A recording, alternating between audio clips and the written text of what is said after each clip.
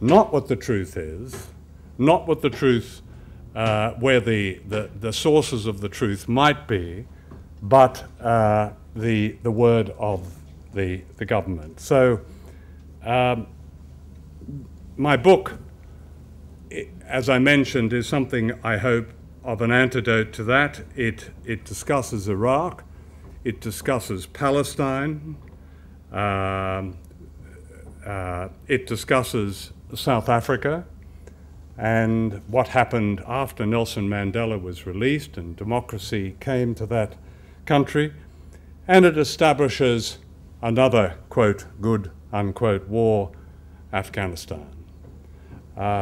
So I hope at the very least it will contribute to a wider understanding of the kind of propaganda that we don't yet fully recognize as propaganda, though I have to say I've never known a time when readers, viewers and listeners have become more aware of the more obvious manipulations of what they are hearing and reading about in the media.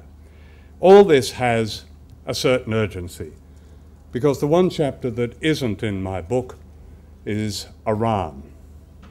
And we are heading rapidly towards what will be a catastrophic attack on Iran in terms of the lives of people in that country, in terms of the exacerbation, if you like, of terrorism throughout the world, and for any kind of stability in the world. That's why the lessons that we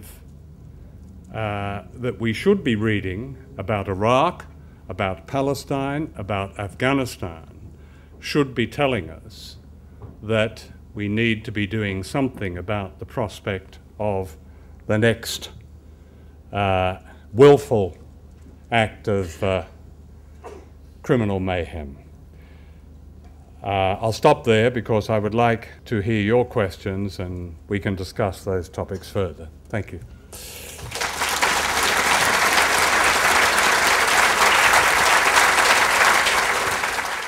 Thank you very much to start with, for bringing the subject of the 650,000 dead Iraqis, which happen to be my own people, really. And for me, it's a very emotional subject. And I salute you for championing the causes of the Palestinians, the Iraqis, etc. Noam Chomsky recently said that the media generally says there is one superpower left, which is obviously the United States. But he says, don't let that fool you, because really there is another one, which is world public opinion. Mm-hmm. Now, what do you think of that to start with? And the second thing is, how do people like yourself, Robert Fisk, Noam Chomsky, the few really brilliant voices in this world, can help us to promote this? Because we as individuals, we find it very hard to try and see the light in this, really, because it's a desperate situation that we live in with this kind of octopus. I call it Darth Vader, which is the United States of America. You know, so I'll leave that to you. Thanks. Well, I agree with I agree that the other world power is public opinion. I've never known such a level of consciousness, such a level of public power, and a public sense of itself and public awareness. Now, I know that may not chime with people's experiences. You often hear people saying, well, you know, what can we do about it? There doesn't seem to be anything we can do about it. But large numbers of people are doing something about it. There's no doubt that a social justice campaign, which I suppose really inaugurated at the World Trade Organization meeting in Seattle in 1999, in spite of the massive propaganda and imposition of American power that followed September the 11th, 2001. In spite of that, I think that movement has spread across the world and is probably the most informed, the most universal, the most understanding of issues that I've ever known. I mean, we often go back to the 1960s, and yes, 1960s and 1970s. There were great movements that represented public opinion.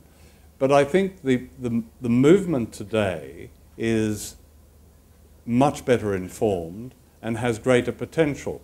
We accept the fact, at least I do, that we shouldn't be in Iraq.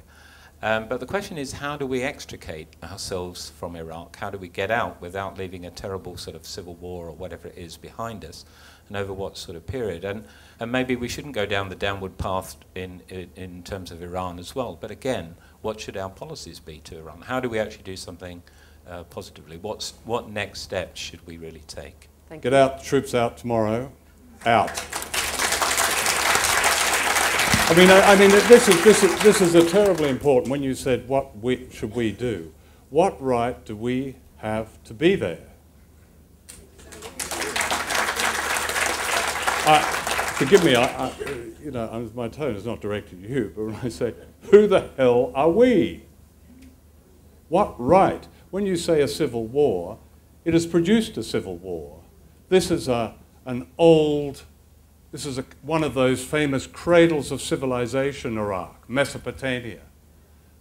When I was in Iraq before the war, the sense that I got was not of people as Sunni or Shia. Yes, there were ethnic problems, but there was a great deal of intermarriage, and people were very proud to call themselves Iraqis.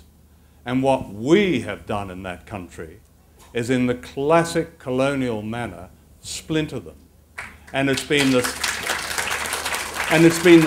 old story, we can't give the natives independence, we can't let them have that because they'll all fight each other when we leave because we're so fantastic. You know, we may have killed 1 million people there or contributed to it or ignited a civil war, but think of what will happen if we leave. Well, when we leave, it will be rather more difficult to control the country, but the only thing I would add to that, if there's going to be any leaving, it's got to include the 14 fortress bases that the Americans have built up and down the country, which you almost never read about. Then they're hardly ever attacked, and they've been built to allow America to have to really control Iraq and allow its troops to get out, to satisfy the people at home. For some politician or president to say he ended the war while keeping an American presence in that country. What goes on outside those fortresses really won't bother them, as long as they have control of the resources of the country, long as they have control of the oil of the country, and as long as they have a huge base or number of bases in the middle of the Middle East. It's a colonialism of the mind. We've got to lose the we. The we doesn't exist. That existed when colonial governors wore plumes in their head and strutted around and so on. They don't belong in the 21st century. Would you join me, please, in thanking John Pilger?